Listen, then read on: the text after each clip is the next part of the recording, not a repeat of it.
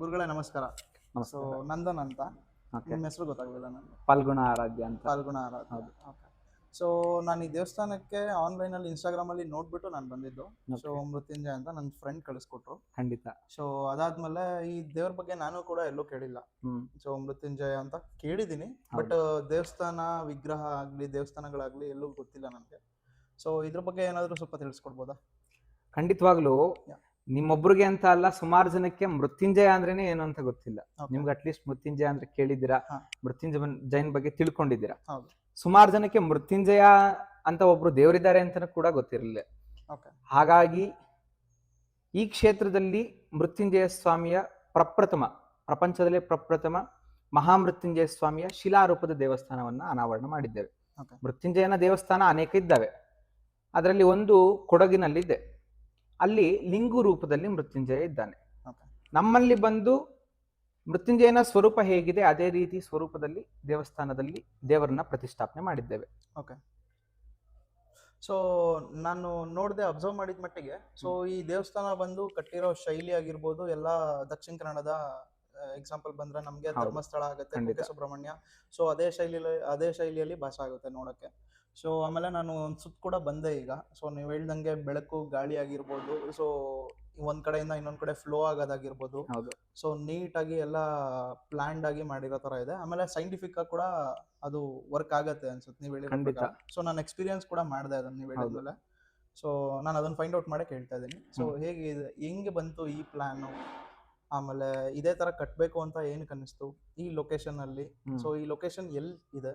Okay. So ಅದೊಂದು ಸ್ವಲ್ಪ ತಿಳಿಸ್ಕೊಟ್ರೆ ನಮ್ಮ ವೀಕ್ಷಕರಿಗೆ ಹೆಲ್ಪ್ ಆಗುತ್ತೆ. ಖಂಡಿತ. ಸೊ ಇದಿರೋದು ಬಂದು ದೇವರೋಸಹಳ್ಳಿ ಶ್ರೀ ವೀರಭದ್ರ ಸ್ವಾಮಿ ದೇವಸ್ಥಾನದ ಹತ್ತಿರ.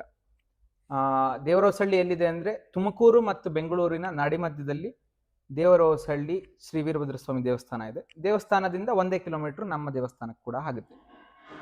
ಮತ್ತೆ ಅಣ್ಣವ್ರು ಕೇಳಿದ ಹಾಗೆ ದೇವಸ್ಥಾನ ಬಂದು ಸಂಪೂರ್ಣವಾಗಿ ಮಲೆನಾಡು ಶೈಲಿಯಲ್ಲಿ ನಿರ್ಮಾಣಗೊಂಡಿದೆ. ಮಲೆನಾಡು ಮತ್ತು ಕೇರಳ ವಾಸ್ತುಶಿಲ್ಪದಲ್ಲಿ ನಿರ್ಮಾಣಗೊಂಡಿರ್ತದೆ. ಏತಕ್ಕೋಸ್ಕರ ಇದೇ ರೀತಿಯ ವಾಸ್ತುಶಿಲ್ಪವನ್ನ ನಾವು ಆಯ್ಕೆ ಮಾಡಿದ್ದೇವೆ ಅಂದ್ರೆ, ನಾವು ಈಗ ನೋಡಿರುವುದಾಗೆ ನಮ್ಮ ಬೆಂಗಳೂರು ಮತ್ತೆ ತುಮಕೂರು ಸುತ್ತಮುತ್ತಲ ಹೇಗಿರುತ್ತೆ ಅಂದ್ರೆ, ಜನಗಳಿಗೆ ಅವ್ರ ಮೈಂಡಿಗೆ ಹೇಗ್ ಬಂದಿದೆ ಅಂದ್ರೆ, ಒಂದು ದೇವಸ್ಥಾನ ಅಂದ್ರೆ ಒಂದು ಗೋಪುರ ಇರಬೇಕು, ಗುಡಿ ಇರಬೇಕು, ಇಲ್ಲ ಕಲ್ಲಿನ ಕಟ್ಟಡದಲ್ಲಿ ನಿರ್ಮಾಣ ಆಗಿರ್ಬೇಕು.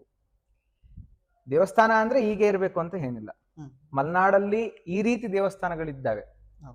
ಹಾಗಾಗಿ ಈ ರೀತಿ ದೇವಸ್ಥಾನಗಳನ್ನ ನಮ್ಮ ತುಮಕೂರು ಮತ್ತೆ ಬೆಂಗಳೂರು ಸುತ್ತಮುತ್ತಲಿನ ಜನಗಳಿಗೆ ಯಾತಕ್ಕೋಸ್ಕರ ನಾವು ಪರಿಚಯ ಮಾಡಿಸಬಾರ್ದು ಅಂತ ನಾವು ತಿಳ್ಕೊಂಡು ಕ್ಷೇತ್ರವನ್ನ ಮಲೆನಾಡು ಶೈಲಿಯಲ್ಲಿ ನಿರ್ಮಾಣ ಮಾಡಿರ್ತೇವೆ. ಸಂಪೂರ್ಣವಾಗಿ ಎಲ್ಲ ಮಲೆನಾಡು ಹೆಂಚನೆ ಅಲ್ಲಿಂದ ತರಿಸ್ಕೊಂಡು ಇಲ್ಲಿ ಮಲೆನಾಡು ಹೆಂಚೆ ಹಾಕಿ ದೇವಸ್ಥಾನವನ್ನ ನಿರ್ಮಾಣ ಮಾಡಿರ್ತೇವೆ. ಮತ್ತೆ ಮಲೆನಾಡು ಶೈಲಿ ಎತ್ತಕ್ಕೋಸ್ಕರ ನಾವು ಚೂಸ್ ಮಾಡಿದ್ದೀವಿ ಅಂದ್ರೆ ಇನ್ನೂ ಒಂದು ಕಾರಣ ಇದೆ. ಇನ್ನೊಂದೇನು ಅಂದ್ರೆ, ಇಲ್ಲಿ ಸಂಪೂರ್ಣವಾಗಿ ಪರಿಸರದ ಮಡಿಲಿನಲ್ಲಿ, ಪ್ರಕೃತಿಯ ಮಡಿಲಿನಲ್ಲಿ ನಮ್ಮ ದೇವಾಲಯವು ನಿರ್ಮಾಣಗೊಂಡಿದೆ. ಹಾಗಾಗಿ ನೀವು ನೋಡ್ಬೋದು, ಈಗ ಅಲ್ಲಿ ಬಿಸಿಲಿದೆ, ನೀವು ಒಂದ್ ಹೆಜ್ಜೆ ಆ ಕಡೆ ಇಟ್ರು ತುಂಬಾ ಗಬೆ ಅನ್ಸುತ್ತೆ, ಇಲ್ಲಾಂದ್ರೆ ತುಂಬಾ ಬಿಸಿಲು ಬೀಳೋದು ನಿಮ್ಮ ಮೇಲೆ ಹೀಗಾಗುತ್ತೆ. ನಾವು ಈಗ ಹೆಂಚಿನ ಕೆಳಗೆ ನಿಂತಿರೋದ್ರಿಂದ ತುಂಬಾ ತಂಪಾಗಿ, ಎಷ್ಟೇ ಬಿಸಿಲಿದ್ರು ಅದು ಹೀಟ್ನ ಅಬ್ಸಾರ್ಬ್ ಮಾಡಿ ನಮಗೆ ಮಾಯಿಶ್ಚರ್ನ ಪ್ರೊವೈಡ್ ಮಾಡುತ್ತೆ. ಹಾಗಾಗಿ ವಿಶೇಷವಾಗಿ ಹೆಂಚಲ್ಲಿ ನಿರ್ಮಾಣ ಮಾಡಿದ್ದೇವೆ. ಓಕೆ, ತುಂಬ ಥ್ಯಾಂಕ್ ಯು. ಲೈಕ್ ಆಮೇಲೆ ಇನ್ನೊಂದು ಏನು ಕೇಳಬೇಕು ಅಂತ ಅನ್ಕೊಂಡೆ ಅಂತ ಅಂದರೆ, ಸೊ ಮೃತ್ಯುಂಜಯ ದೇವ್ರ ಬಗ್ಗೆ ಇಲ್ಲಿ ಇರೋ ವಿಗ್ರಹ, ಸೊ ನೀವು ಅಂದರೆ ಇಲ್ಲಿನ ವಿಶೇಷತೆ ಏನು ಅಂತ ಅಂದರೆ, ಸೊ ಎಲ್ಲ ಕಡೆನೂ ನಾವು ಲಿಂಗ ರೂಪದಲ್ಲಿ ಸೊ ಪೂಜೆ ಮಾಡ್ತೀವಿ, ಇಲ್ಲಿ ಮಾತ್ರ ವಿಗ್ರಹ ರೂಪದಲ್ಲಿ ನೋಡ್ಲಿಕ್ಕೆ ಸಿಗುತ್ತೆ. ಸೊ ಅದ್ರ ವಿಶೇಷತೆ ಏನು ಮತ್ತು ಅದರ ಹಿನ್ನೆಲೆ ಏನು ಅಂತ ನನಗೆ ತಿಳಿಸ್ಕೊಟ್ರೆ. ಖಂಡಿತ. ನಮ್ಮ ಕ್ಷೇತ್ರದಲ್ಲಿ ಮೃತ್ಯುಂಜಯ ಬಂದು ಕೃಷ್ಣಶಿಲೆಯಲ್ಲಿ ಕೃಷ್ಣಶಿಲೆಯಲ್ಲಿ ಕೆತ್ತಲ್ಪಟ್ಟಿದ್ದಾರೆ. ಹಾಗಾದ್ರೆ ಮೃತ್ಯುಂಜಯ ಸ್ವಾಮಿ ಶಿಲಾರೂಪದಲ್ಲಿದೆ ಅಂತ ಹೇಳಿದೆ. ಶಿಲೆಯ ಆಕಾರ ಹೇಗಿದೆ? ಮೃತ್ಯುಂಜಯನ ನಾವು ಅಷ್ಟಭುಜ ಅಂತ ಕರಿತೇವೆ, ಅಂದ್ರೆ 8 ಕೈ ಉಳ್ಳವರನ್ನ ಅಷ್ಟಭುಜ ಅಂತ ಕರಿತೇವೆ. ಹಾಗಾಗಿ ವಿಶೇಷವಾಗಿ 8 ಕೈನ ಹೊಂದಿರ್ತಾರೆ. ಮತ್ತೆ ಕಮಲದ ಮೇಲೆ ಆಸೀನರಾಗಿರ್ತಾರೆ. ಮತ್ತೆ ಎಡಭಾಗದ ಕೈಯಲ್ಲಿ ಜಿಂಕೆಯನ್ನು ಹೊಂದಿರ್ತಾರೆ. ರುದ್ರಾಕ್ಷಿಯ ಜಪಮಾಲೆ ಇರುತ್ತೆ. ಹಾಗೆ ಅಮೃತ ಕಲಶಗಳಿಂದ ತಮಿಗ್ ತಾವೇ ಸ್ವಯಂ ಅಭಿಷೇಕ ಕೂಡ ಮಾಡ್ಕೋತಾ ಇರ್ತಾರೆ. ಏನಕ್ಕೆ ಅಂದ್ರೆ, ನಮಗೆ ಗೊತ್ತಿರೋ ಹಾಗೆ ಶಿವ ಅಭಿಷೇಕ ಪ್ರಿಯ.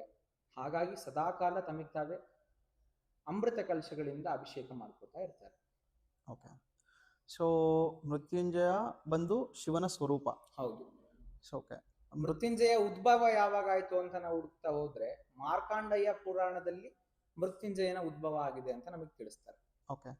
ಸೊ ಮೃತ್ಯುಂಜಯನ ಪೂಜೆ ಮಾಡೋದ್ರಿಂದ ಆಗೋ ಲಾಭಗಳು, ಸೊ ಆಮೇಲೆ ಅದ್ರ ವಿಶೇಷತೆಗಳು, ಆಮೇಲೆ ನಮ್ಮ ಮನಸ್ಸಿನ ಮೇಲೆ ಬೀಳೋ ಪರಿಣಾಮಗಳು, ಮತ್ತೆ ನಮ್ಮ ಜೀವನದಲ್ಲಿ ಆಗೋ ವ್ಯತ್ಯಾಸಗಳು, ಸೊ ಇದ್ರ ಬಗ್ಗೆ ಒಂದು ಚಿಕ್ಕದಾಗಿ ಏನಾದರೂ ಒಂದು ತಿಳಿಸ್ಕೊಡ್ಬೋದು?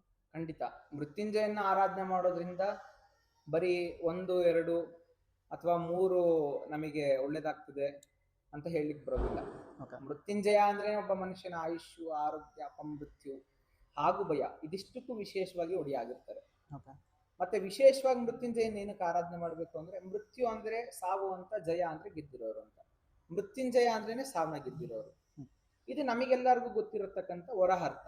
ಆದ್ರೆ ಮೃತ್ಯುಗೆ ಇನ್ನೊಂದು ಒಳ ಅರ್ಥ ಇದೆ. ಆ ಒಳ ಅರ್ಥ ಏನು ಅಂದ್ರೆ, ಮೃತ್ಯು ಅಂದ್ರೆ ಏನಾದ್ರೂ ಒಂದು ಕ್ಷೀಣಿಸ್ತಾ ಬರ್ತಾ ಇದ್ರೆ ಅಥವಾ ಕುಂದುತ್ತಾ ಬರ್ತಾ ಇದ್ರೆ ಅದನ್ನೆಲ್ಲ ನಾವು ಮೃತ್ಯುಗೆ ಹೋಲಿಕೆ ಮಾಡ್ತೇವೆ. ಹಾಗಾಗಿ ವಿಶೇಷವಾಗಿ ನಮ್ಮ ಜೀವನದಲ್ಲಿ ಯಾವುದೇ ರೀತಿ ತೊಂದರೆ ತಕರಾರುಗಳಾಗಬಾರ್ದು ಅಂದ್ರೆ ವಿಶೇಷವಾಗಿ ಮೃತ್ಯುಂಜಯನ ಆರಾಧನೆ ಮಾಡೋದ್ರಿಂದ ಎಲ್ಲಾ ರೀತಿ ಫಲಗಳು ಸಿಗ್ತವೆ. ಮತ್ತೆ ಏನಾದ್ರೂ ವಿಶೇಷವಾಗಿ ಸಾಧನೆ ಮಾಡಬೇಕು ಅಂತ ಹೊರಟಿರೋರು ಕೂಡ ಮೃತ್ಯುಂಜಯನ ಆರಾಧನೆ ಮಾಡಿ ಮೃತ್ಯುಂಜಯನಿಗೆ ಒಂದು ಪೂಜೆ ಸಲ್ಲಿಸಿ ಅವರ ಕೆಲಸಗಳನ್ನ ಆರಂಭ ಮಾಡೋದ್ರಿಂದ ಖಂಡಿತವಾಗಿ ಎಲ್ಲ ಶುಭ ಫಲಗಳು ಸಿಗ್ತವೆ ಅಂತ ಹೇಳ್ಬೋದು. ಓಕೆ, ತುಂಬಾ ಧನ್ಯವಾದಗಳು. ಸೊ ಮತ್ತೆ ಇಲ್ಲಿ ದೇವಸ್ಥಾನದ ವಿಶೇಷ ದಿನಗಳು ಮತ್ತೆ ಅವ ಪೂಜೆ ಪುನಸ್ಕಾರಗಳ ಬಗ್ಗೆ ಸ್ವಲ್ಪ ತಿಳಿಸ್ಕೊಡ್ತೀರಾ? ಖಂಡಿತವಾಗ್ಲು. ನಮ್ಮಲ್ಲಿ ವಿಶೇಷವಾಗಿ ಪ್ರತಿ ಅಮಾವಾಸ್ಯೆ ಮಹಾಸಂಕಲ್ಪ, ಗಂಗಾ ಪೂಜಾ, ಗಣಪತಿ ಪೂಜಾ, ಅಭಿಷೇಕ, ರುದ್ರಾಭಿಷೇಕ, ಹೋಮ, ರುದ್ರ ಹೋಮ, ಮೃತ್ಯುಂಜಯ ಹೋಮ, ಅದಾದ್ಮೇಲಿಂದ ಮಹಾಮೃತ್ಯುಂಜಯ ಸ್ವಾಮಿಗೆ ಮಹಾಮಂಗಳಾರತಿ ಮತ್ತೆ ಪ್ರಸಾದ ವಿನಿಯೋಗ, ಇಷ್ಟು ಪೂಜಾ ಕಾರ್ಯಕ್ರಮ ಪ್ರತಿ ತಿಂಗಳು ಪ್ರತಿ ಅಮಾವಾಸ್ಯೆ ನಡೀತಾ ಹೋಗುತ್ತೆ. ಅದರಲ್ಲಿ ಬಹುಮುಖ್ಯವಾಗಿ ಏನು ಅಂದ್ರೆ, ನಮಗೆ ಬರ್ತಕ್ಕಂಥ ಎಲ್ಲಾ ಭಕ್ತರಿಗೂ ಒಳ್ಳೇದಾಗಬೇಕು.